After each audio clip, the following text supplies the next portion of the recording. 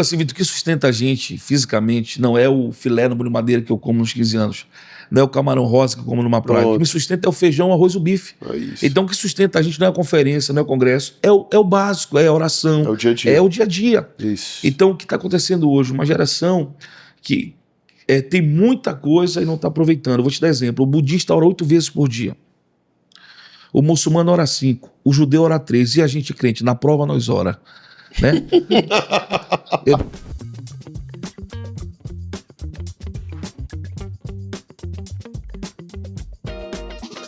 Fala pessoal, tudo bem? Pastor Vitor aqui.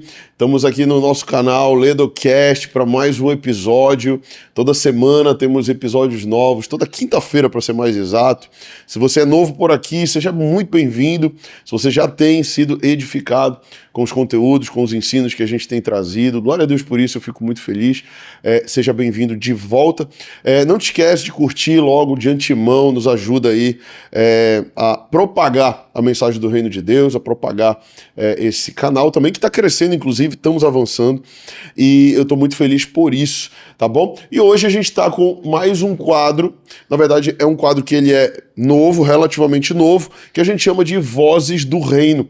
É isso mesmo, nesse quadro eu tenho convidado alguns pastores, amigos, alguns irmãos aqui da cidade, de algumas cidades também do entorno aqui do nosso estado do Pará, e hoje eu estou com uma figura ilustríssima, estou com uma figura aqui que é, para mim, um irmão querido, um cara que a gente tem trocado figurinha, tem conversado já há algum tempo, né? Temos visto o Reino de Deus avançar na cidade de Belém juntos, e eu tô aqui com o Marcelo Campelo, vamos receber ele com muita alegria, gente. Vamos lá. Isso aí, tô feliz de ter o Marcelo aqui. Marcelo, te apresenta um pouquinho aí pra galera, conta um pouquinho quem você é, e aí a gente pode já entrar em alguns assuntos aqui bem legais, prometo não te botar em nenhuma saia justa, eu acho. Obrigado, amigo, pelo convite. É um privilégio, uma honra poder estar aqui. Meu nome é Marcelo Campelo, sou casado com a Luana Campelo, pai de 3 crianças lindas, que são foguete, né? O Benjamin, José e Estela. Estamos servindo ali na Dedoca, uma igreja local, por 4 anos. Mas a minha vida toda foi pastoreando jovens, e hoje eu completo 12 anos de ministério pastoral. Poxa, olha só, que legal. Fui consagrado em 2013, tinha 26 anos, cara. 12 anos de ministério 12 pastoral, anos, 12 anos. Hoje? Hoje, Rapaz, exatamente profético, hoje. Cara, tá aqui com a gente exatamente no podcast hoje. E agradeço pelo convite, amigo. Muito obrigado. Bacana. Obrigado por ter atendido também o convite, por estar aqui conosco. Amém. É uma honra te receber, meu irmão. A honra é minha. É muito bom. Marcelo, a gente vai começar aqui. O Marcelo, ele pastoreia a igreja como a Igreja Assembleia de Deus, né, como ele falou, e eu vejo muito, a gente caminha e percebe, né, muito essa tua pegada, por mais que você pastoreou jovens muito tempo, né, nos últimos 4 anos você está pastoreando uma igreja local, que aí envolve famílias, aí é geracional, né, sim, criança, sim, adulto, idoso, mas me fala um pouquinho assim, porque quando eu te vejo, apesar de tu seres um pastor hoje geracional, mas eu te vejo também ainda muito com essa pegada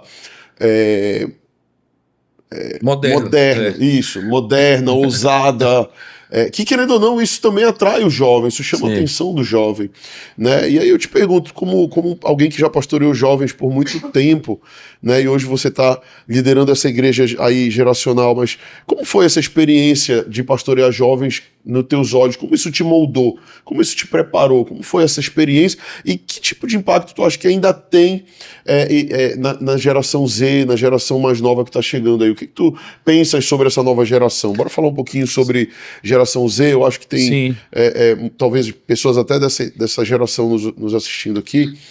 O que tu pensa sobre essa galera? Tem muita gente que fala mal da geração Z e tem muita gente que fala bem.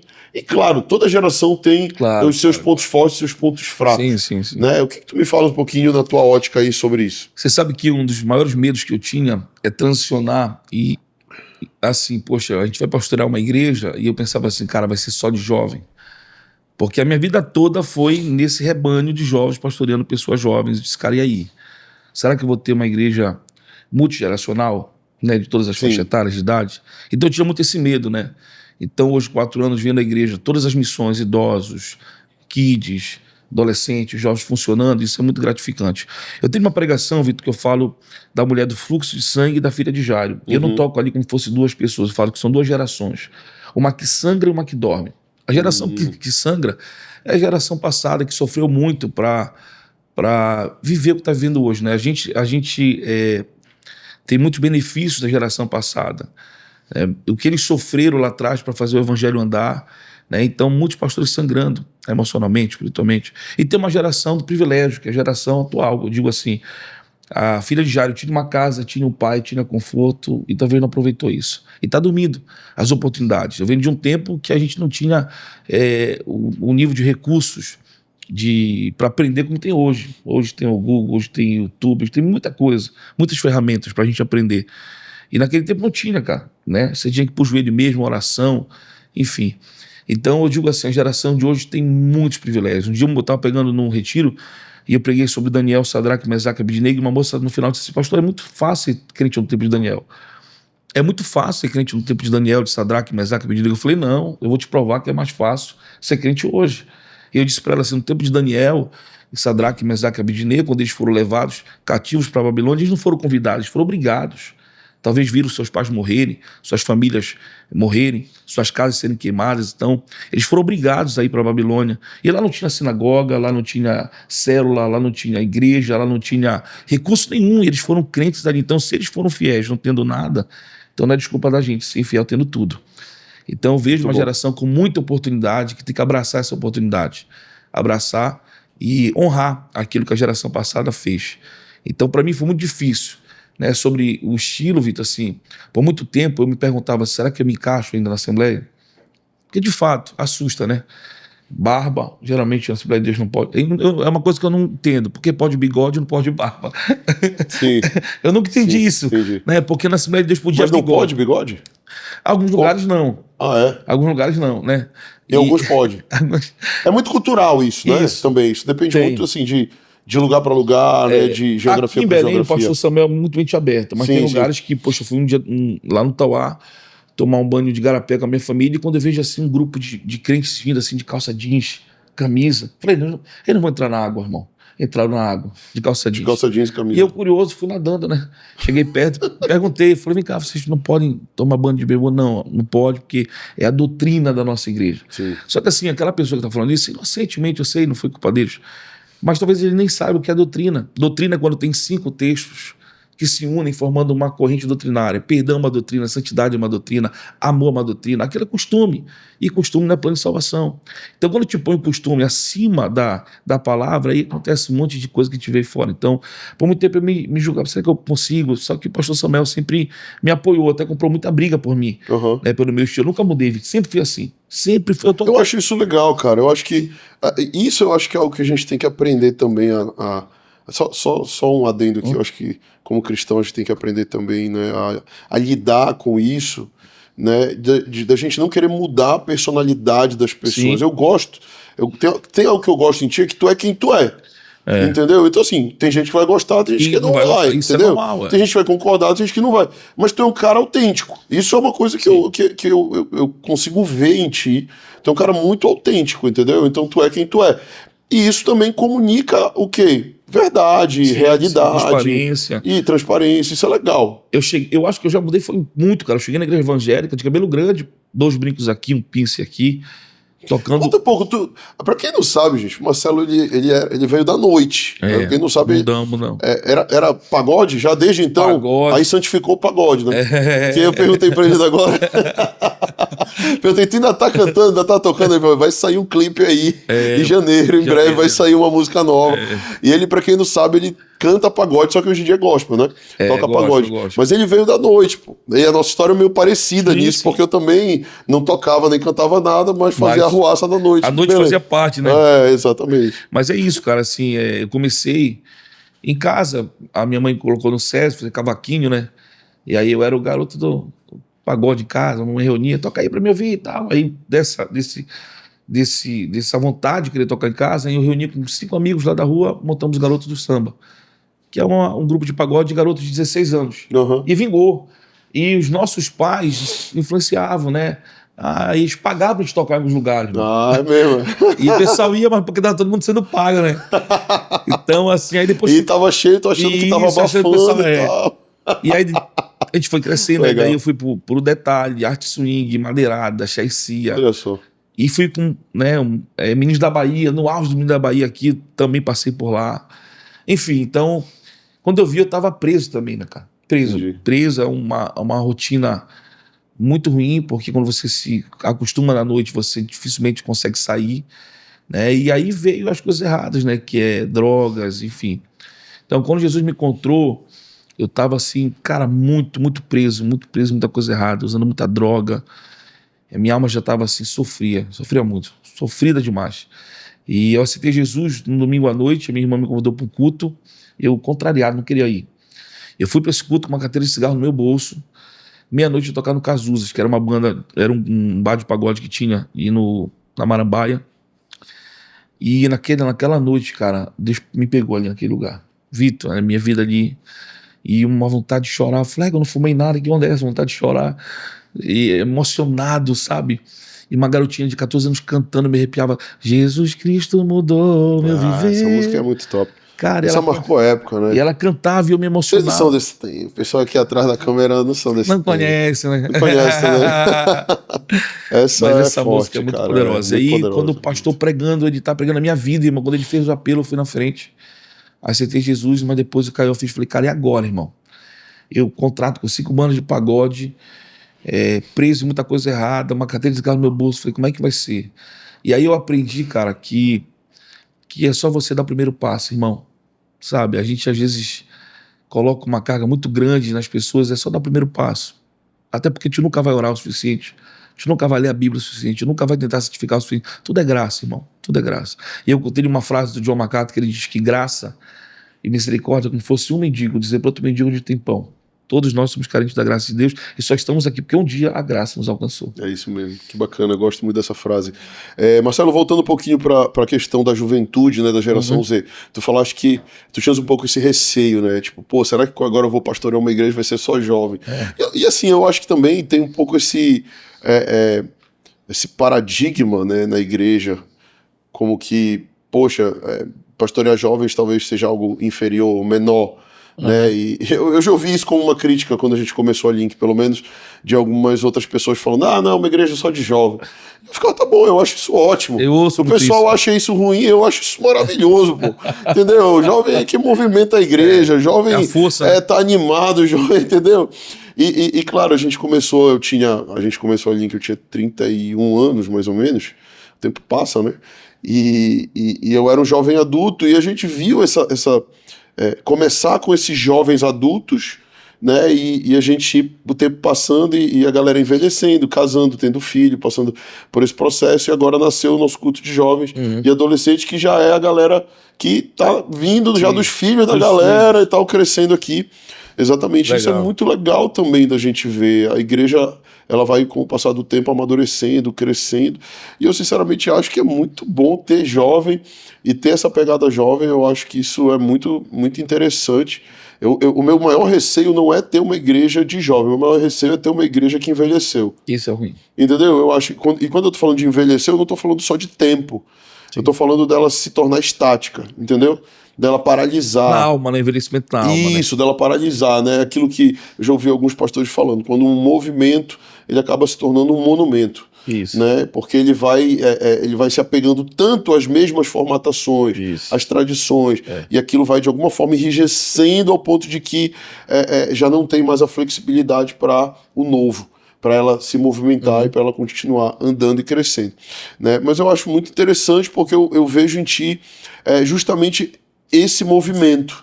Né? E quando eu olho para ti, eu vejo muito essa pegada moderna, essa pegada que conecta com o jovem, mas também eu vejo muito esse dom evangelístico. Sim. Né? E eu queria te perguntar, né? Conta um pouquinho como é que é isso na tua vida. Quando foi talvez a primeira vez que tu tiveste esse entendimento, né, do evangelismo, às vezes essas mini cruzadas, se é que a gente pode chamar Sim. assim, né? Ou esses pequenos eventos que tu fazes, que tu vais para Doca, que tu vais para ali, para lá, né, como tu contaste ainda agora até a história do do Carabao lá, enfim, se puder contar um pouquinho aí, conta um pouquinho pra gente como foi isso e como é esse movimento aí na tua vida de evangelismo. Antes de entrar nesse assunto, Vitor, falar-te algo sobre essa questão de não envelhecer na alma. Eu digo assim, a gente tem que, no meu livro eu falo isso, a gente tem que ter uma mão fechada para aquilo que é inegociável da palavra, né, e uma mão aberta para aquilo que é novo. A gente pode modernizar sem mundanizar, né? Então, Legal. às vezes as pessoas elas querem falar. Eu vi esses dias um livro que eu estava lendo, que o autor falou algo interessante, que não se faz igreja só olhando para trás. A gente se faz igreja olhando para frente. Daqui, a gente tem que pensar daqui a 5 anos, como é que vai estar a igreja? Porque tem coisas que são tendência. Eu vi agora esses dias que a igreja da parede preta está os dias contados para acabar, daqui a 5 anos vai voltar tudo branco. Porque é tendência, e a tendência muda. Isso. Agora a essência permanece. Isso. Né? Então, eu sempre tive essa essência, né, de estar sempre fazendo alguma coisa acelerada. Às vezes até pergunto na minha igreja, gente, eu estou muito acelerado, diminui um pouquinho. Porque a mente de um pastor é toda hora pensando, né? A gente acaba de pregar domingo, já pensando no sermão do outro domingo, né? Então, a questão evangelística, eu digo assim, a nossa igreja, a DOCA, ela caminha muito nessa plataforma, né, de fazer missões. A gente tem 3 missionários no campo, de fato, né? A Thalita estava na Índia, chegou há um tempo atrás com a gente, mas vai voltar em fevereiro para a Índia. A Adria está em São Paulo, mas também vai para o Chile. Legal. Enfim, a nossa igreja é uma igreja também de Viu. Só que também tem aquela evangelismo urbano, né? Que a gente também sente no coração de fazer. Quando eu cheguei na igreja e eu vim do mundo, eu disse assim, cara, tem que ter um trabalho para a galera que está no mundo, na noite. E aí aconteceu aquela tragédia na Boate Kiss, e aquilo acendeu em mim uma chama de fazer a Operação Resgate. E a Operação Resgate é um trabalho que a gente faz já tem, cara, 15 anos. Eu armo uma tenda, são várias frentes evangelísticas, só que a maior de todas é a tenda João 3,16. A pior festa em Belém do Pará é a festa do cachorro louco, né? Estatísticas assim, muito graves, assim, a gente pode depois contar com calma. Mas a gente arma uma tenda na frente dessa festa, de outras, chamada João 3,16, e eu ponho 2 assentos com berço confortável, ponho um grupo de louvor lá dentro, comendo um centro de salgadinho, pacote de Coca-Cola, de água.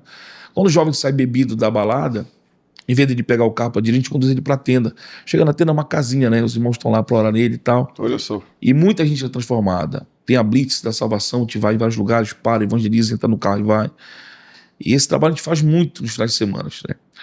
E tu puxou aquele movimento aqui no shopping também, não foi? Quando estava tendo aquela onda de suicídios aqui no Boulevard. Foi. Tu puxou um movimento de oração aí e que deu frutos, né? Que depois o shopping até colocou umas redes lá de ali proteção. Foi uma guerra, Vitor. Foi uma guerra, né? Como é que foi isso aí? Eu lembro, eu participei de longe, né? Vi de longe. Eles dizem que foi, lógico, eles não podem falar a real, né? Foi mais de 12 suicídios, né? E o último que mexeu tanto com a gente foi uma moça de 22 anos que se jogou do estacionamento para fora numa terça-feira. E aí no sábado um jovem se jogou do 4º andar. E naquela semana aquilo mexeu comigo, cara, porque não é normal. Você que entende um pouquinho no mundo espiritual sabe que há um demônio territorial conduzindo aquelas vidas a isso, né? E aquilo, o shopping iria se tornar um memorial de suicídio, cara. Como tem em alguns lugares. No Japão tem a floresta dos suicidas. Os caras chegam, estacionam, escrevem bilhetinho e colocam lá no carro e já tem as cordas preparadas para os caras. Então esse era o meu medo, né? Eu tenho ovelhos que trabalham no shopping e eles dizem para mim, pastor, a gente só sai aqui em bando. Acaba o expediente, ninguém sai só. Sai todo mundo em bando. Todo mundo com medo, gente traumatizada, gente com depressão. A gente começou a cuidar dessa galera. Eu falei, cara, eu tenho que fazer alguma coisa. Eu acho que a igreja de Deus, a igreja de Jesus, ela tem que estar atenta para isso, para te fazer as obras do diabo. Né? Então, eu vou, tipo assim, os pioneiros na fé, vou usar os pioneiros Daniel Berg e Navim, quando chegaram em Belém, eles não foram perguntar para o diabo se eles podiam entrar aqui. Eles entraram. Aquilo que a Bíblia fala, né? Arromba a porta, manieta valente, toma o que é teu. E a gente fez isso. Eu mandei 5 e-mails para o shopping, não me atenderam. E aí eu fiz um movimento de convocar a galera na internet para estar no shopping, tal hora, tal dia. Só que eu não esperava que ia surtir todo aquele efeito. Sim. O vídeo viralizou, muita gente curtindo e batendo no shopping, aquela coisa toda. E aí a diretoria teve que me ouvir. E aí eu trouxe umas ideias de colocar placas motivacionais, psicólogos à paisana, e botar cercas, enfim. E deu certo, e hoje a gente está vendo isso. né, fruto de realmente de oração. A gente ungiu muito o shopping, orava em volta do shopping, a gente fez jejum. Cara, eu comprei uma guerra muito grande de ver, né, hoje o shopping assim. Você entra no shopping e você vê que mudou a atmosfera do shopping. Sim. De fato, mudou a atmosfera. Sim. Você não sente mais aquele peso, né? Poxa, uma família, uma amiga minha que é advogada, ela advogou uma causa de uma família que ficou presa no elevador do shopping, mano, do Boulevard, de quase 10 horas da noite até 9h30 da manhã do outro dia. Então você vê que não é normal o que acontecia. E hoje já não está acontecendo mais isso. A gente vai nas lojas. Eu levei uma cesta evangelística, né, para cada loja do shopping, cara. Gastamos um negocinho aí para fazer isso, e a gente orava em cada loja, conversava com os funcionários e tal. E deu certo. Então, Deus impulsionou a gente para esse mover, né, de oração, de evangelismo. Que legal. Eu sinto no meu espírito algo, eu vou quebrar aqui o protocolo do bate-papo, mas eu sinto no meu espírito, Marcelo, da gente fazer uma oração. Talvez tenha alguém nos assistindo que ainda vai assistir, Amém. Que talvez enfrente pensamentos assim, sentimentos de morte, pensamentos de morte. E eu queria que você fizesse uma oração, você pode fazer? Claro. Em relação a isso, pedindo ao Senhor que liberte, que cure, que arranque esses pensamentos, essa tentativa desse espírito de aniquilar e destruir, né? E que o Senhor traga vida. Vamos lá? Pai, eu quero te agradecer por esse momento e quero te pedir por essas pessoas que estão vendo a gente agora. Sim, Jesus. Que tu possas entrar, Senhor, no coraçãozinho de cada uma delas agora. E eu quero repreender todo pensamento suicida, todo pensamento contrário, todo espírito de morte. Eu repreendo agora em nome de Jesus e quero ministrar sobre a tua vida em abundância, paz mental, paz espiritual, paz emocional. E eu declaro sobre a sua vida um tempo novo de restauração, todos os pensamentos negativos, de desânimo, de depressão. Eu repreendo agora da tua mente em nome de Jesus. Nós queremos declarar sobre você um tempo novo. Deus tem coisas maravilhosas para fazer em você, através de você. Estamos aqui como quem sonha de ver um tempo novo sobre a sua vida, sobre a sua existência, sobre a sua casa, sobre a sua família. Não acabou, querido, você que me escuta, não acabou. Deus tem coisas maravilhosas para fazer sobre você. É só um tempo de luta, mas também um tempo de crescimento. Depois dessa luta você vai ser mais forte. Em um nome de Jesus. Receba essa palavra em nome de Jesus. Amém. Uau, glória a Deus, eu creio. Amém. Eu creio no poder da oração e da palavra declarada. Muito bom, Marcelo, muito legal. Essa questão do evangelismo, né, eu acho que é algo tão importante, mas não só o evangelismo, mas essa cosmovisão que você teve, sabe? Você detectou um problema espiritual e você se colocou como uma resposta. Eu acho que esse é um ponto que a nossa juventude, as pessoas os cristãos de modo geral, não falo só jovem, mas os cristãos de modo geral precisam alargar um pouco mais sua visão em como a gente pode ser uma resposta no mundo espiritual que culmina no natural, entendeu? Tem uma coisa que eu li já e que eu percebi que o Vale do Silício eles fazem muito isso quando eles vão produzir novos aplicativos, as startups vão começar e eles sempre estão procurando um problema pelo qual eles vão trazer uma solução. E eu acho que nós, como embaixadores do reino, nós precisamos ter também essa mesma ótica.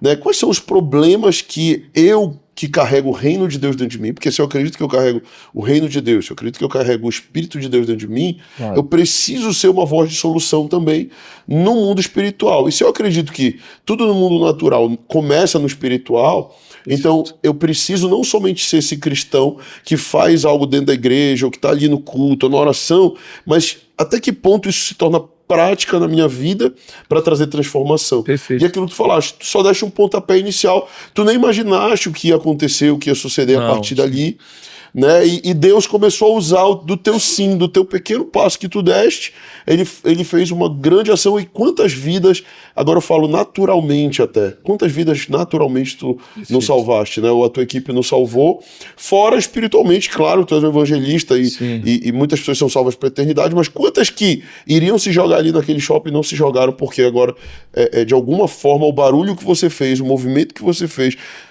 gerou esse despertamento, entendeu? E às vezes, Vitor... Eu acho que é isso que a nossa igreja precisa voltar a ter esse coração de reformador.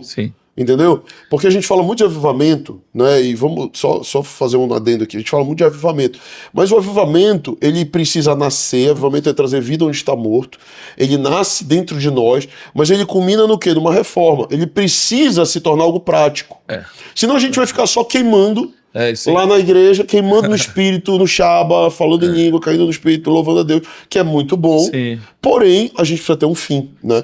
E eu sou um cara muito prático, então eu gosto muito quando eu vejo isso, quando eu vejo pessoas que elas não estão só queimando por dentro, mas elas estão também tacando fogo em outros lugares e levando crescimento e transformação onde vão. Muito poder sem propósito, a pessoa faz besteira. Deus não mandou Sansão arrancar os portões de Gaza, mas ele tinha muito poder sem propósito, fez besteira. Então, assim, às vezes o meu chamado, ele nasce de uma indignação.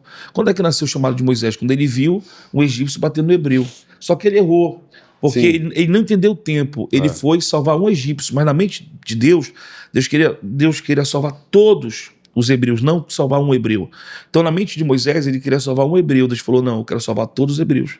Mas o chamado de Moisés nasce numa indignação. Então, às vezes, aquilo que me deixa indignado nasce o meu chamado. E, às vezes, de uma forma simples, cara. A gente quer espiritualizar. Não, só vou fazer se aparecer um anjo aqui, um arcanjo, querubim. Assim diz o Senhor, te levanta, varão, e vai. Não, tu já sabe.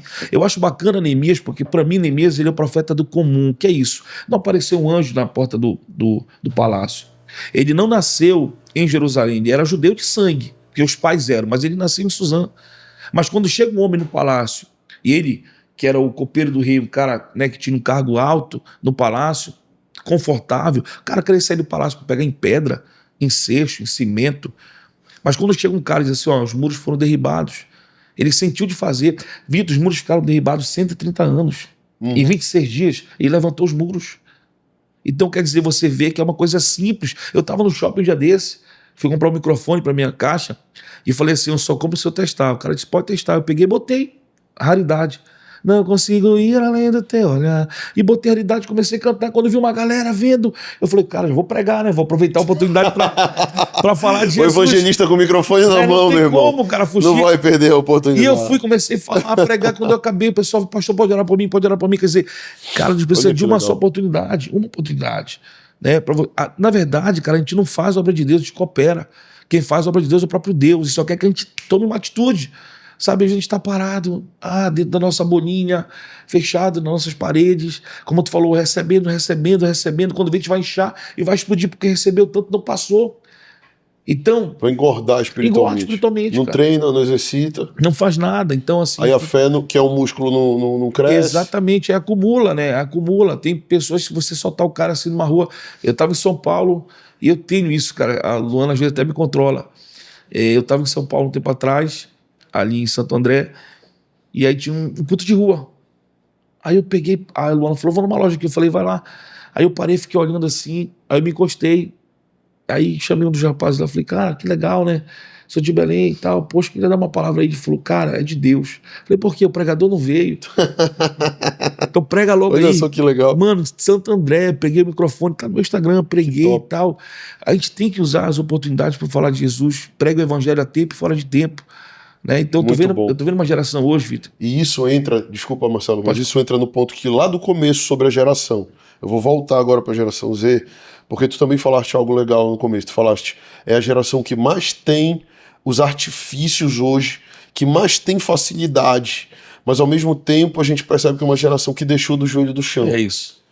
Então assim, até que ponto, isso é uma pergunta que eu faço aqui para nós mesmos, até que ponto nós termos muitos artifícios, muitas facilidades, é de fato algo bom ou talvez algo que está nos distraindo do propósito real do evangelho? Perfeito. Porque o evangelho ele é simples. E às vezes a gente fica com tanto artifício, com tanta coisa, que a gente esquece de fazer o básico, que é jejuar, orar, pregar o evangelho. Só vou fazer se tiver uma estrutura. Tipo isso. Assim, não, porque o dia que eu estiver numa plataforma, o dia que eu estiver com o microfone, o dia que eu tiver... Cara... Eu digo assim, Vitor, o que sustenta a gente fisicamente não é o filé no molho de madeira que eu como nos 15 anos.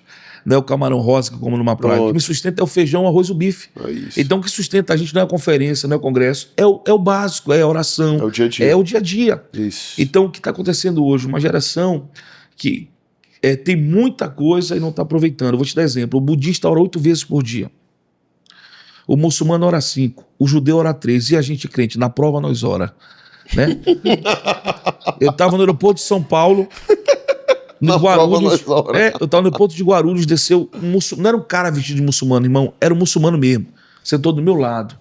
13h15 da tarde, no aeroporto de Guarulhos, onde o fluxo é gigante. Ele abriu uma mochila, eu falei, pronto, vai explodir esse negócio aqui. Meu Deus. Barba dele maior do que a nossa. Poxa. Ele abriu, tirou um tapete, irmão. Em Guarulhos, cara. Botou no chão, começou a orar. Ele falou, bonito pra tua cara, ó. Pegando taca do muçulmano em oração, aí, ó. Então os caras levam a sério, trabalha com o muçulmano embarcado. Irmão, tu pode estar no andaime lá em cima, se fora da oração dele já era, irmão, te deixa lá e vai orar.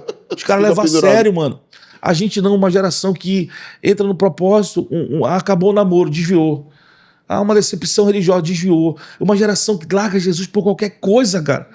Sabe? Tem tanto privilégio. Mano, eu venho de um tempo da Assembleia de Deus que jogavam pedra no telhado da igreja, irmão. Protestante, não era gospel, não. Era pressão, irmão. Andar, olha a Bíblia aí, olha a Bíblia aí. Aí quando o cara se desviava, dizia, olha, rasga a Bíblia, falso profeta, né? Cara, era pesado ser crente naquele tempo, irmão. Não tinha historinha, não. Você era comprimido, irmão. Sabe, hoje não, hoje você não pode... Eu tenho uma pregação que eu falo o seguinte, Vitor. Pastores de ferro e ovelhas de papel. Todo mundo quer um pastor top. Fortezão, que nunca esteja, sabe, caído, que sempre esteja de pé. Pastor que não adoeça, pastor que compre briga, pastor que seja perfeito. Mas hoje em dia as ovelhas são muito de papel, qualquer coisa elas se rasgam. E eu aprendi na minha vida que nós temos que ter conversa difícil com quem a gente ama. Confrontar também faz parte. Jesus, toda vez que Jesus confrontou Pedro, ele mudou. Ele melhorou. Hoje a gente tem uma geração que não quer ser confrontada. Eles querem só um coach, né? Mas a gente não foi chamado para ser coach, foi chamado para ser pastor. E pastor abraça, mas também confronta. É isso. E hoje a geração não quer ser confrontada. Então, a gente está vendo hoje o fenômeno, tinha os desigrejados, hoje é o multi-igrejados. É o cara que ele tá em todas as igrejas, irmão. É mesmo, é? Universal, Deus e Amor, Assembleia, Link, Doca, tá em tudo, irmão. Fala, irmão, tu vai ter um problema estomacal espiritual. Né? Tu tá em todo lugar, irmão. Tu é onipresente. Mesmo, cara. Cara, não para, irmão. Mas sabe isso é bem característico, né, dessa geração. Mas sabe o que Fala um pouco mais, multi-igrejado. Multi-igrejado é o cara que ele não quer responsabilidade com ninguém, ele não quer prestar conta pra ninguém, então ele fica rodando. É um andarilho. É um andarilho, ele fica rodando, né? E o céu... Mas ele não se torna membro em lugar nenhum, né? Aqui na Link eu bato muito essa questão do membresia, né? A gente tá até fazendo o processo aqui de membresia, mas é uma coisa que também eu percebo. A gente tem muitas pessoas que vêm na igreja, participam dos cultos, mas na hora de fazer o membresia, que é o compromisso... Sim, a pessoa já fica, tipo... Pastor, não tô preparado. Às vezes eu falo, pô, o cara tá vindo há 3 anos aqui, velho. Não quer fazer uma membresia, entendeu? Porque é só a sensação de... Vou ter agora aqui, ter um horário pra estar, né? Ser um dizimista, fazer algumas coisas. Aí já não quer o compromisso. Aí não quer o compromisso. Quer que nem o cara que tá namorando, não quer falar com o pai da menina. Não quer. Mas esse negócio do multi-igrejado é interessante. Eu já vi uns irmãos mesmo assim também. Muito, tem. O cara vem aqui, vai na Lagoinha, vai lá na Doca, vai em tal lugar. Né? Aí ele fica rodando. Isso é muito perigoso, né? Porque o cara não cria igreja, não é lugar para você. O que tu acha assim, que é o maior problema disso? Eu acho assim, igreja não é lugar para você frequentar, é uma família para você pertencer. Pronto. Então, igreja, cara, eu congrego na minha casa e moro na igreja. Eu passo mais tempo na igreja do que na minha casa. Uhum. Então, assim, eu amo igreja, cara. Eu transpiro igreja. Então, eu acho que o perigo dessa geração hoje... Eu vou te dar um exemplo bíblico. A partir do momento que a gente que tem uma igreja moderna, eu sei que a mídia ela tem um dever de trazer as pessoas. Sim. E quando você olha o Instagram de uma igreja, tudo é muito perfeitinho. E tem que ser, porque esse é o papel da mídia, né? Uhum. A mídia é o João Batista, ela vai na nossa frente divulgando e tal, aquela coisa toda. Então você não vai ver nada de errado numa mídia de uma igreja. Tem que ser tudo perfeito, bonitinho e tal. E legal. Quando a pessoa chega, ela chega imaginando uma coisa e tal... E ela vem por um hype, talvez, né? E não é errado, mas a partir do momento que você consegue discernir a motivação dela, você é obrigado a sentar com ela e entender, cara, qual é o teu propósito estar aqui? Vou te dar um exemplo. Jesus, ele fez um culto uma vez, Vitor, pensa no culto top. Ele andou por cima das águas, quebrou a lei da física. Depois ele multiplicou pães, depois ele curou gente. Que culto top, irmão. Melhor do que telão de LED, mas é culto top, irmão. Aí ele pega e atravessa pro outro lado. E a multidão foi atrás. Só que a multidão não foi atrás dele, foi atrás do pão. Do que ele produzia. Ele falou, cara, hoje não vai ter nada, não vai ter pão, hoje não vai ter peixe, não vai ter cura e nem milagre. Vai ter só eu, é suficiente? Então hoje eu vejo uma geração que Jesus não é mais suficiente para elas, eles querem sempre algo a mais. E se a gente não controlar, a gente vai ficar louco. Mas será que isso não foi os próprios pastores, nós mesmo que produzimos? Quando eu falo os pastores, Sim, sim. eu me incluo no meio. Sim. Mas será que isso não foi a própria igreja que produziu, talvez? Sim, concordo. Eu acho de alguma forma também de fazer muita reunião, e não trazer esse relacionamento, esse ensino, a condução dessas pessoas. Concordo. Claro, a gente sabe que nem Jesus agradou todo mundo, como você mesmo citou, teve gente no próprio ministério de Jesus que queria só milagre e tal, a gente vê que a multidão era gigantesca, mas os que queriam ser discípulos eram menos, e existe esse funil, isso é normal. Sim. Mas será que de alguma forma também a gente não contribuiu para isso? Sim. Para também gerar tanto pão, tanto alimento, e não gerar talvez relacionamento, e não gerar talvez discipulado. Isso é uma coisa que eu bato muito, cara. Quem me acompanha aqui no canal sabe que eu falo muito de discipulado e liderança, porque eu acho que assim, os cultos, o evangelismo, tudo é maravilhoso, como você disse, é porta de entrada, mas se eu tô gerando alguém, isso é uma coisa que eu falo na minha reunião de liderança. Cara, se eu tô gerando uma pessoa e eu não tô cuidando, eu tô fazendo o que um pai gera um filho lá fora e abandona. Exatamente. É isso que eu quero fazer. Eu quero reproduzir talvez o que fizeram comigo. É isso aí. Para aqueles que tiveram pais que tiveram filho e abandonaram. Eu vou fazer isso espiritualmente com pessoa? Não. Então, a gente precisa gerar, claro, a gente precisa evangelizar. Mas a gente também precisa ter a responsabilidade de guiar, direcionar. A gente sabe que nem todo mundo quer. Claro. Nem todo mundo vai engajar e abraçar. Nem todo mundo quer andar com a gente. Mas o que cabe a nós, a nossa responsabilidade de discipular e ensinar, a gente precisa ser diligente em fazer. Tu concorda comigo? Concordo. Eu acho, gente, a parte mais discípulo, ou a parte mais difícil da vida cristã é o discipulado. Eu acho assim, o discipulado, ele é o alicerce. É que o discipulado dá trabalho, cara. Dá muito trabalho. Dá trabalho. E sabe, vou te falar assim, uma falha que eu digo, não vou dizer uma falha, mas um erro da visão celular, é que a gente condicionou o discipulado em você estar com uma Bíblia na mão 24 horas com alguém. E não é assim discipulado. Vai ter momentos que você vai estar com a pessoa, mas ela vai ter que caminhar só. Pronto. Então, eu acho que a gente infantilizou muitas coisas na igreja e a gente criou um tipo de crente assim, muito mimadinho, sabe? Nutelinha, que tem que estar com babador pipo toda hora. Irmão, às vezes na igreja, desculpa a expressão, é faca na caveira, irmão. Pra tropa de elite, treinamento de elite, irmão. Deus vai te amassar às vezes, parceiro. Sabe, eu fui amassado, eu fui comprimido. Aí hoje uma geração, pastor passou por mim, não me deu a paz do Senhor. Eu vou fazer um áudio pra ti, te dando paz do Senhor todo dia. Pra ver se tu... Uma geração muito bananinha, cara, sabe? E tem vezes que Deus ele vai fazer as pessoas sumirem de ti, ninguém vai te ligar, você vai crescer no silêncio. É assim que funciona, sabe? Então, essa geração que não tem que ter um líder, um guru, não é assim, irmão. Deus não vai te dar uma bengala, ele vai te dar um caminho, irmão, uma direção. E você vai ter que ir. Então hoje a gente está vendo um grupo de pessoas que estão querendo assim, eles não querem um pastor, eles querem um serviçal. O cara tem que estar 24 horas ao redor dele, se não tiver ali. Eu não tive isso, irmão. Eu vim do mundão, o meu vínculo de amizade era muito grande, e eu sentia muito, porque eu queria os pastores 24 horas do meu lado, eles não podiam estar, trabalhavam, claro. E eu tive que crescer muitas vezes só, experiências a sós com Deus. Então a parte mais difícil de uma construção hoje é o discipulado, e é o que as pessoas não querem.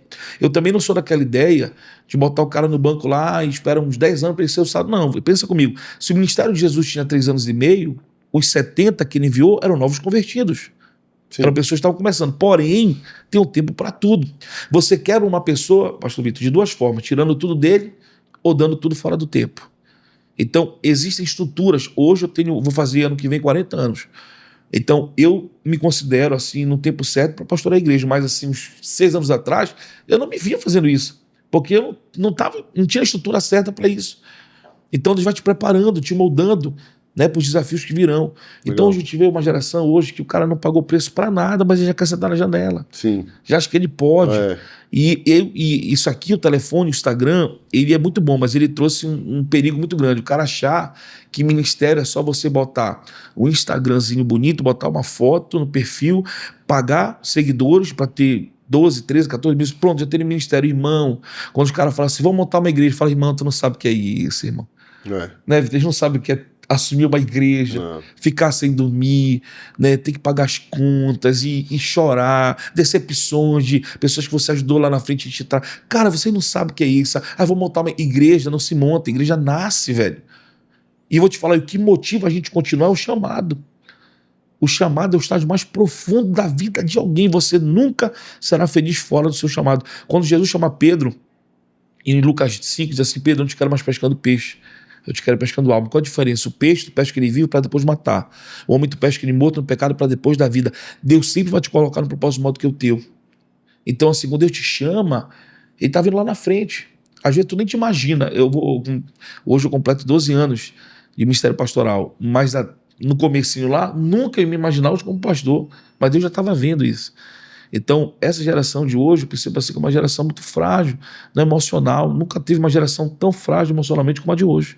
Tudo se abala, tudo se chateia, né? Qualquer coisa que fala. Quando eu faço assim, a seleção de algumas pessoas que eu convido para o meu grupo de discipulado, uma das coisas que eu avalio é isso. É tipo assim, será que esse cara ele já está no nível de aguentar a ofensa? Porque se não tiver ainda, mano, eu nem chamo, velho. É isso aí, boa. Eu nem chamo. Por quê? Porque eu vou ofender o cara, velho. É isso aí. Entendeu? Ou ele vai se ofender comigo. Por quê? Porque quando o cara começa a andar no discipulado comigo, ele começa, eu acredito muito no discipulado Vida na Vida. É isso aí. Então o cara começa a andar comigo, eu chamo ele pra estar junto. Não é só como tu falar, a gente vai sentar e eu vou te trazer um ensino. Não. Tu vai aprender no caminho comigo. Eu vou fazendo, tu vai observando. É isso aí. Então, eu Vida na acredito vida, né? muito que a gente aprende muito observando. É isso aí. Só que às vezes ele vai observar algumas coisas também que ele, que ele vai olhar e falar, pô. Vitor, 3 anos e meio de Mas Jesus com discípulos. é dia a dia, vida dia a dia. real. É Tu vida vai ver, real. Entendeu? Jesus chamou Pedro de diabo, atrás de mim, Satanás. Pedro não ficou, eu vou fazer um vídeo aqui, olha, meu líder Jesus me chamou de Satanás, gente. Já imaginou Jesus ofendeu Pedro, a mulher mano. Sirofenícia, irmão, aquela mulher Sirofenícia pra mim, olha, ele enfrentou a barreira dos discípulos, obstáculo dos discípulos, depois ela enfrentou a multidão, depois ela enfrentou o silêncio, irmão. Irmão, ficar em silêncio pra uma mulher, tá maluco, irmão? O homem, ele pensa 3.000 palavras por dia, a mulher pensa 8.000 e pouca. Fica em silêncio pra tua mulher pra te ver o que ela vai pensar. O que foi? Tá bem? Tá legal? Tu é doido, não ficar em silêncio pra uma mulher treta, irmão. Ele ficou em silêncio pra aquela mulher andando em silêncio pra testar a fé dela. Quando ele para pra ela, ele chama ela de cachorra. Aí a gente fala assim, não, mas ele não ofendeu. Então tu quer ser chamado de cachorrinho? Não, então deixa eu te Foi chamar. ofensa. Jesus ofendeu a mente dela pra ganhar o coração. Se ela fosse uma outra, diz assim, não congrega mais na tua igreja. Pra testar o coração. Que era a minha carta de mudança, fazer um vídeo. Gente, não congrega mais na igreja de Jesus. Ainda ia fazer um vídeo viral. Não, cara, ele entendeu o processo. Então, como tu falou, é muito difícil hoje, porque você... Por isso. Então, a pessoa que ela passa pela ofensa contigo, que ela entendeu que o teu relacionamento de pastor com ela não é pela tua performance, mas é por uma aliança de amor, Sim. porque a aliança passa por altos e baixos, relacionamentos passam por acertos e erros, isso. e ela decide estar com você, independente dos seus acertos e seus erros, porque você é humano, mas ela viu algo de Deus em você. Esse é o verdadeiro discipulado. Eu acho que é isso que romantiza muitas vezes na igreja. Concordo, e às vezes é isso que gera muitas vezes as pessoas ficarem ofendidas e estarem numa igreja ou não estarem, pela performance do pastor, por ele achar que o pastor é perfeito, é o cara, entendeu? E aí quando ela começa de fato a andar e ver que é uma pessoa comum, aí tem gente que ofende, tem gente que, meu Deus, por isso que eu falo, eu faço uma pré-triagem, cara, a primeira conversa eu falo, cara, de 1 a 5, quanto tu tá disposto a ouvir não de mim? A primeira coisa que eu pergunto, porque o não, ele tem muito poder. Te ama até dizer não, né? Pois é. Não, tamo junto. Aí até eu dizer, hoje tu não prega, hoje tu não canta. Não, aí o cara, não, então eu não quero mais, entendeu? Então, o não, ele prova muito o coração, ele testa muito o coração. Né? E eu gosto muito da passagem que tu usaste de Jesus ter chamado a mulher de cachorrinha, porque ainda assim, logo depois disso, ela vai se submeter e ela vai viver o milagre porque ela submeteu ao processo. Obediência. Entendeu? Porque o coração dela era humilde para passar por algo doloroso. Isso aí. Por algo que... mano, tu é pastor, eu sou pastor. E assim, o meu discipulado com meu pai, eu brinco com o pessoal aqui. Mano, se eu fosse contar, eu não vou contar aqui, porque senão podem querer até cancelar o meu pai e tal. Mas, cara, eu passei por umas coisas que hoje em dia eu falar, mano, dá um processo nele aí. Eu ia fazer isso nunca porque é meu pai, segundo porque era meu pastor. Mas, cara, antigamente era raiz, o negócio era doloroso, velho. Mas ninguém cresce na zona de conforto. Eu cresci, eu aprendi, foi assim, foi sendo instigado, foi sendo cutucado, foi com a vara na hora que tinha que ter a vara, entendeu? E isso me forjou, e eu dou glória a Deus por isso. entendeu? Porque também, graças a Deus, eu desde criança fiz luta, tu é um cara que faz luta também. A luta, ela vai te ensinando a disciplina, ela vai te ensinando a autoridade, ela vai te ensinando que é hierarquia. E no reino de Deus existe tudo isso. É isso aí. Só que hoje tem uma geração que eu chamo a geração da mesa redonda. Sabe o que é a geração da mesa redonda? Todo mundo discipula todo mundo. Não tem um líder. É perigoso. Entendeu? Porque é um cristianismo comunista. É muito É um perigoso. cristianismo, muitas vezes, com essa mentalidade de todo mundo é igual. Então, eu falo na vida do meu pastor também. Meu pastor fala da minha, mas eu também posso falar. Você pode falar. Sim. Mas tu entende essa questão da autoridade, da submissão, que hoje está muito relativizada dentro da igreja? Eu não vi os discípulos confrontando Jesus, né? Pois é. Eu não consigo ver isso na Bíblia. Eu vi eles perguntando, tirando dúvidas, mas confrontando jamais. Mas falaste um negócio interessante. Às vezes as pessoas nos pintam com uma perfeição. Sim. Cara, a gente nunca vai chegar. Eu nunca vou ser, nem tu, Vitor, o pastor que todo mundo almeja, que Claro. deseja. Jamais. A gente nunca vai conseguir ser. Então, se a gente se tornar refém do desejo dos outros, a gente não pastoreia mais ninguém. Sabe? Então, porque a gente se tornou refém do que o outro pensa, do que o outro. Sabe? Então, quando chego na minha igreja, e às vezes eu falo pra mídia, cara, você me põe em cada situação, porque a mídia ela pinta a gente com muita perfeição, né? Sim. É a função da mídia, né? Produzir essa questão, né? Nossos vídeos e tal, foto. Então a pessoa vem pelo hype e ela chega ali, ela, pô, mar de rosa. E eu tento mostrar pra ela que não é assim. Falo, ó, em algum momento eu vou ter que te confrontar, em algum momento tu vai me odiar.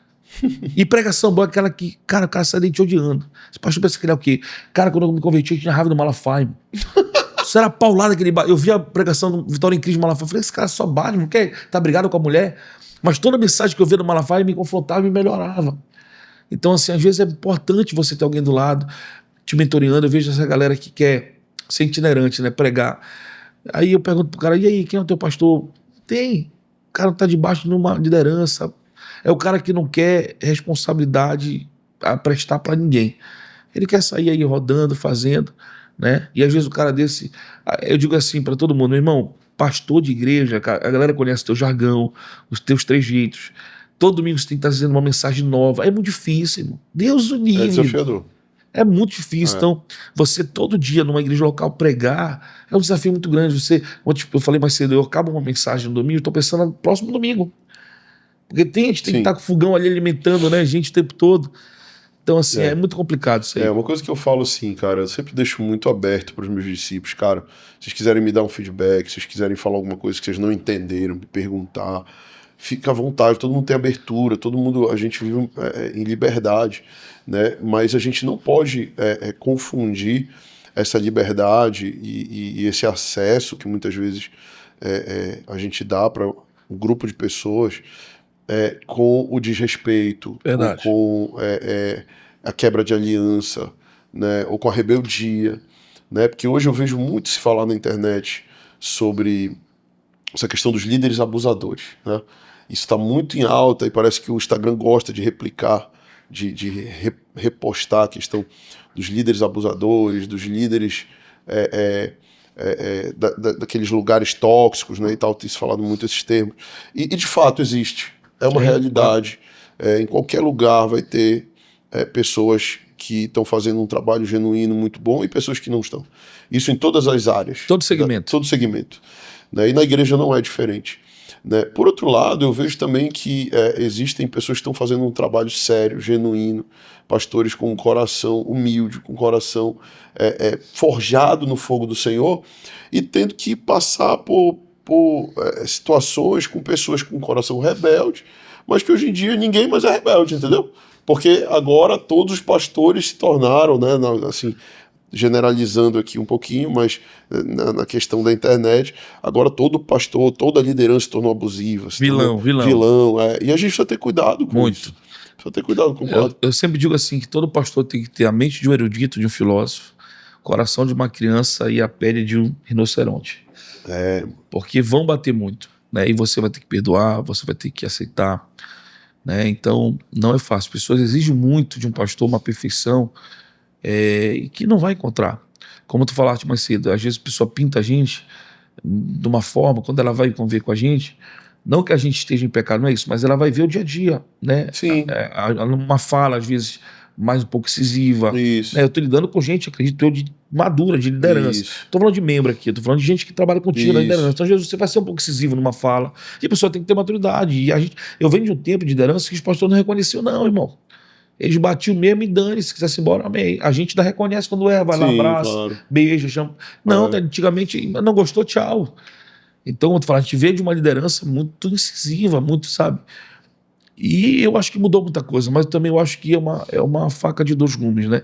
Existem pastores abusivos, claro que tem, mas tem muitos pastores também fazendo trabalho, se doando, adoecendo até, adoecendo emocionalmente, adoecendo espiritualmente, como também tem pessoas, ovelhas, que estão ali só para sugar, né? Pode perceber, aqueles que mais falam é o que menos fazem. Isso é incrível.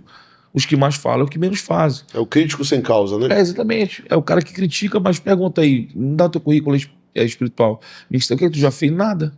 Ele só tá ali teclando, falando, jogando verdinha, mas fazendo de fato não tá. Então, Ele não usa aquela indignação para se tornar algo genuíno e real. É só uma indignação, né? É só indignação. E aí, quando a pessoa está nesse nível, quando ela vê, ela está mais ferida, né, mais machucada, porque você guardar ressentimentos é muito complicado, né? Quando o Absalão, olha como é que as coisas, né, cara? Absalão, ódio de Davi, né, mata o irmão Aminon, aquela tragédia no palácio, né, na realeza, e aí ele com ódio de Davi, porque Davi não toma uma atitude contra o filho, e aí ele assume e faz aquela conspiração política, religiosa, tira Davi do trono. Cara, ele se torna 20 vezes pior do que o irmão. Ele pega a cama de Davi, coloca nessa cara e tem relação sexual com todas as concubinas de Davi. Ele se tornou 20 vezes pior do que Aminon. Então aquilo que você não se cura, e você critica de outra pessoa, você, se não se curar, você se torna pior do que aquela pessoa. Sabe? Então, isso é uma realidade. Eu vi um testemunho de um judeu que ele foi fazer faculdade na América. E ele reuniu a família em volta da mesa. Gente, eu estou indo para a América, 6 anos de faculdade, e eu quero dizer para vocês aqui, eu decido aqui perdoar Hitler. Cara, foi um choque na família. O patriarca se levantou, jogou a mesa, a mãe ficou passando mal, disse, calma, deixa eu dizer, se eu não perdoar Hitler, eu levo ele na minha bagagem. Então, quando você não perdoa, você leva a pessoa da sua bagagem para onde você foi. Então, a gente tem, sabe? E, por muitas das vezes, a gente que é pastor, é um exercício diário, irmão. Diário na vida pastoral. Você tem que estar, como eu digo assim, podem bater na gente, não pode bater ninguém, mas todo mundo pode bater na gente. Por isso que o pastor tem que ter a pele grossa, irmão, para aguentar as pancadas, porque são grandes, não são poucas, não. Muito bom. Meu irmão, pra gente ir aqui pra nossa reta final, quando é que sai mano, mesmo? O papo tá tão bom, mano. Pô, tá bacana, não tá? Espero que a galera em casa esteja gostando. Se você tá curtindo, não esquece de curtir aí, comentar também. Coloca aí o que você tá achando desse bate-papo até aqui. Se quiser colocar também sugestões de outras perguntas pra gente ir conversando nos próximos Mesas do Reino. Mas pra gente ir pro final, quando é que sai mesmo tua música nova aí do pagode?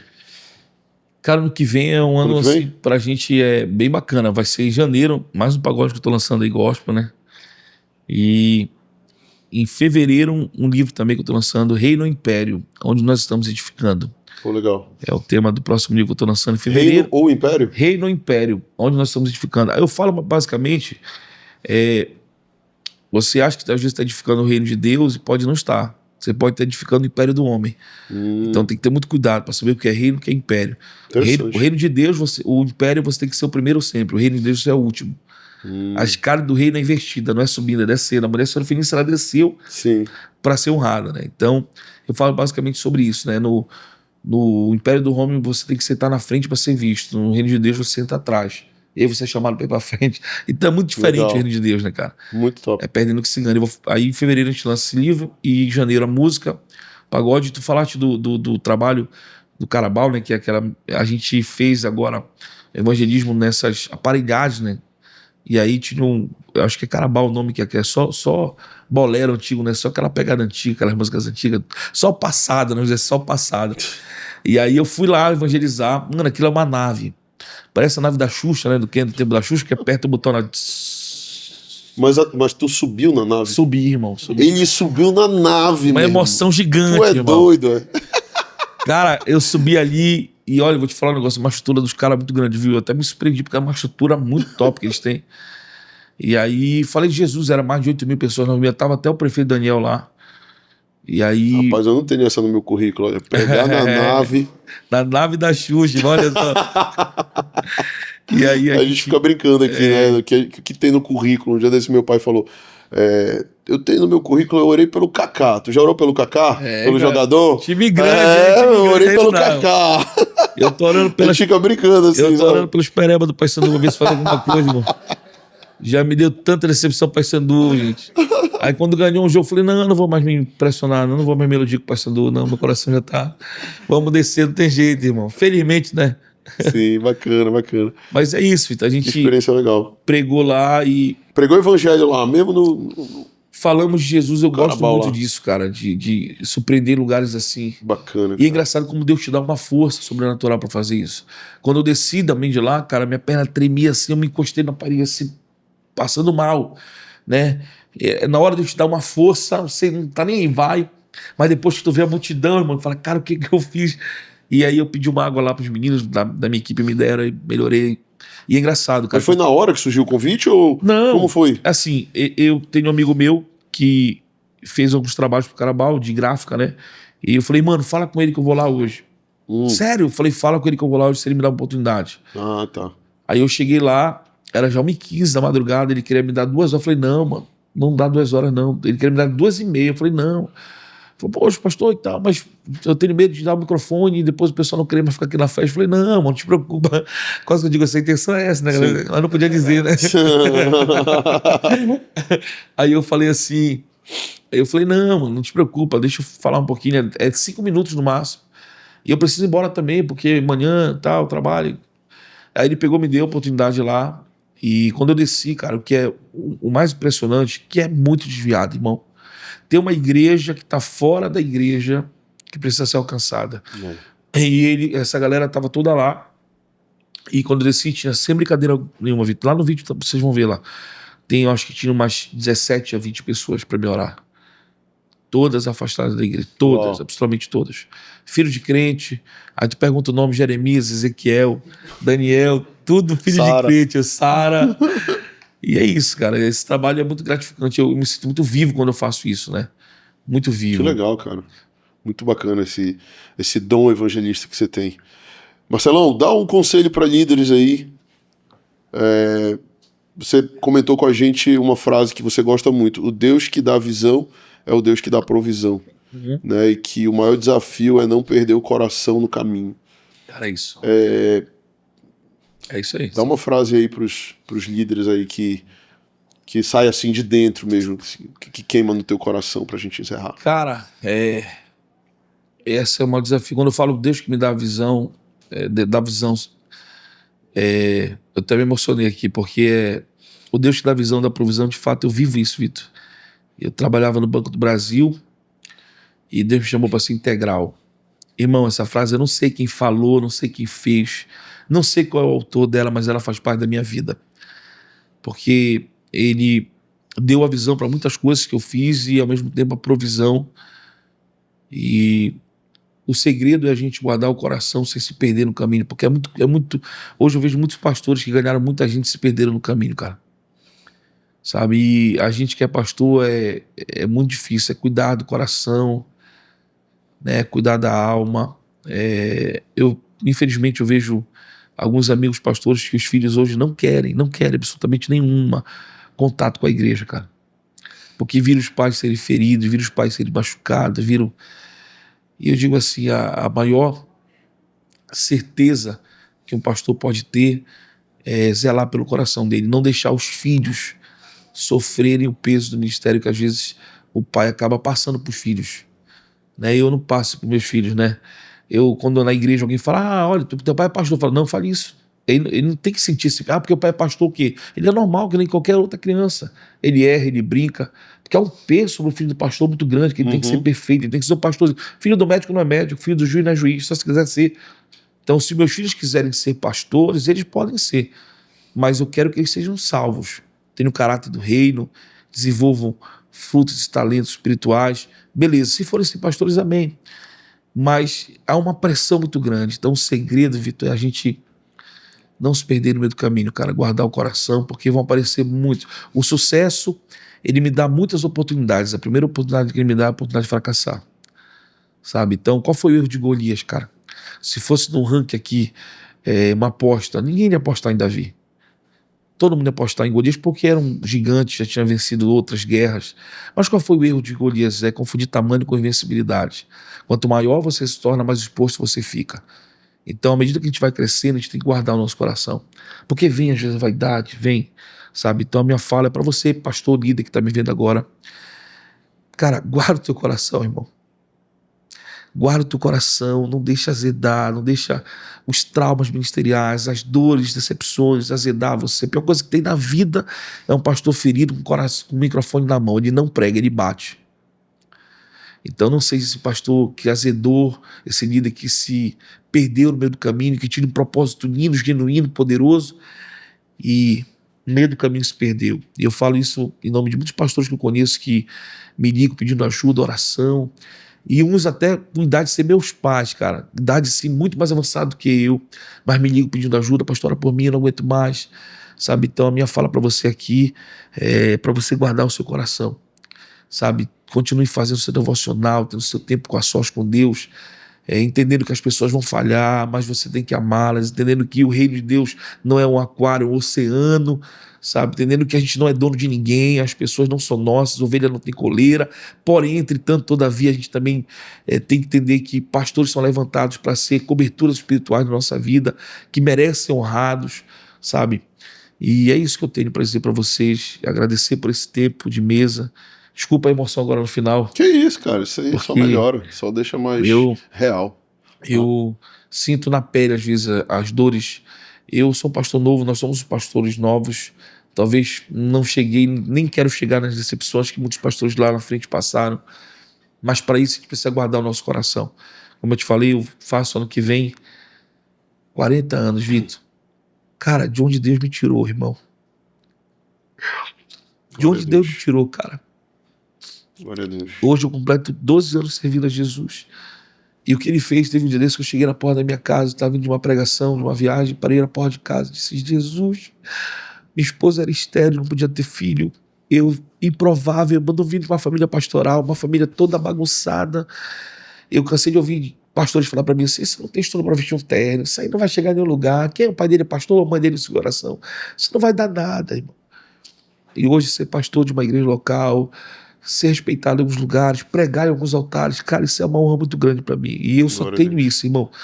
Eu só tenho o meu nome, a minha honra, eu digo assim, minha família, eu não tenho outro bem, nem quero. O bem maior que eu tenho é a minha família e a minha honra de ter um nome limpo, porque a pior coisa é você... Eu já convivi com pessoas que você fala assim: eu sou pastorado pelo fulano, por esse cara. Mas quando você é pastorado por um pastor de bem e você fala, pô, sou pastorado pelo pastor fulano de tal, cara, esse cara é top. Então eu zelo muito isso para que as minhas ovelhas tenham orgulho de dizer que elas são pastoreadas por mim.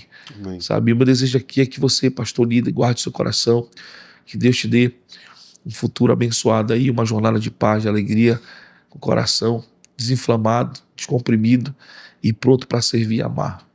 Jesus falou, para finalizar aqui, Jesus falou para Pedro: tu me amas, apacenta minhas ovelhas por 3 vezes, né? Então, amar Jesus não é só dizer que ama, é condicioná-lo fazendo alguma coisa. Que ama Jesus, faz algo para ele. Deus abençoe sua vida. Obrigado, Glória amigo. a Deus, obrigado, mano. Valeu. Obrigado mesmo aí por ter atendido o convite, por estar abrindo o coração aqui com a gente.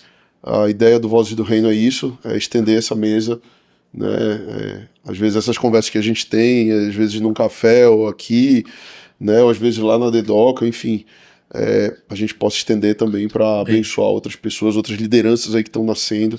A ideia é justamente essa. E tá se fortalecendo, né, cara? Como você falou aí, muito bom sobre sucesso, sobre os perigos também do sucesso, né? E por isso é tão bom estar perto também de pessoas como você, né? Pra gente ir se ajudando, se alertando e que o reino de Deus possa continuar crescendo. Obrigado, amigo. Muito obrigado, meu mano. Obrigado pela equipe toda aí. É isso. Parabéns, vocês são tops. Gente, a gente vai ficar por aqui. Eu espero ter abençoado tua vida hoje aqui com esse podcast. O pastor Marcelo quebrou tudo aqui com as respostas, tantas revelações, muita sabedoria de Deus. e com essa irreverência, modernidade que ele carrega aí, que contagia também. E a gente está muito feliz. Obrigado por ter participado desse podcast. Na semana que vem temos mais um episódio do LedoCast. Não te esquece de inscrever, de ativar o sininho aí para ir sempre sendo lembrado. E Deus abençoe você. Vamos para frente, vamos continuar expandindo o reino de Deus. Valeu, tchau.